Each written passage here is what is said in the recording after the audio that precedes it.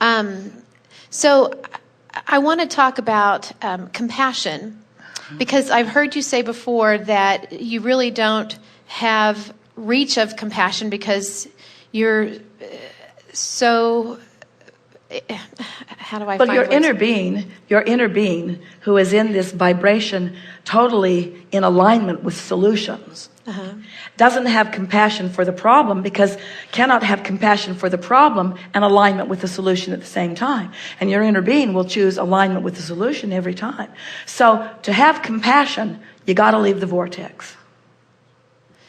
Okay, so maybe the word isn't compassion, because what I see is I'm a life coach, and I work with people, and I see people being very hard on themselves, because that's how I used to live.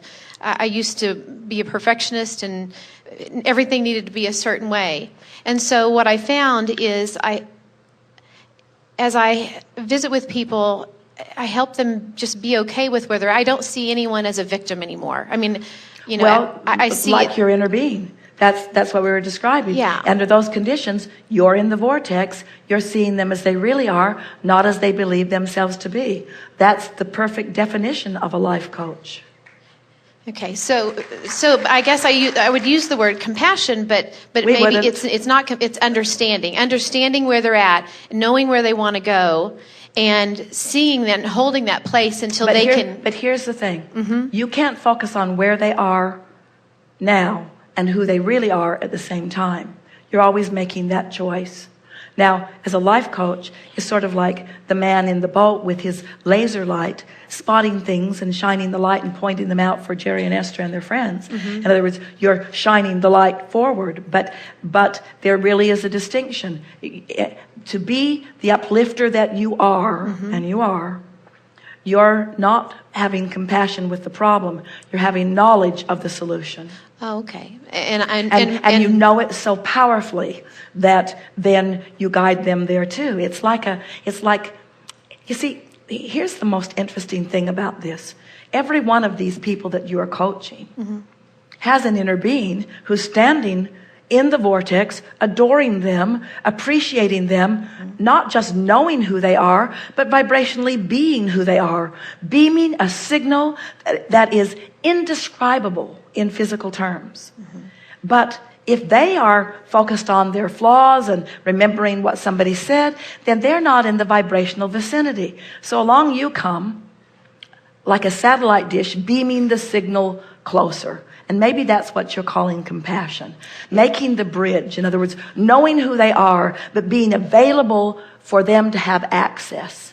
And the reason that we are a little hard on the analogy and really stubbornly holding tight to our position here is because we want you to be predominantly a vibrational match to who they really are, so that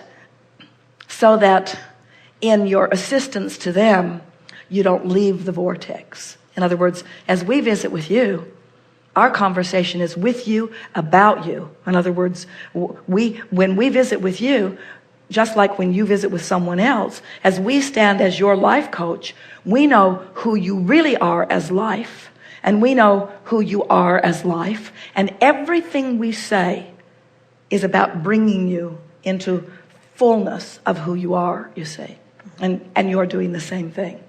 And so when you talk about where they might be and that you might want to sympathize or empathize with them, we want you to not empathize with anyone who's having a struggle or who is in need. And there are many people who misunderstand that altogether, who say, Abraham, how could you teach such selfishness? If we are not aware of the plights and the problems and the poverty of the needy, then who are we as humanity? And we say, if you don't tend to your alignment with your source, you have nothing to give another. You have nothing to give another. And anyway, every single one of them has source energy that is flowing in abundance to them, and they've already got some resistance shield up where they're not receiving it. So if they're not receiving it easily, they've already made their claim as a sort of hard case about it. So as we visit with you, our conversation with you is only this. Never sacrifice your alignment with some misguided understanding about what true compassion is. Because what true compassion is pure resonance with who they are.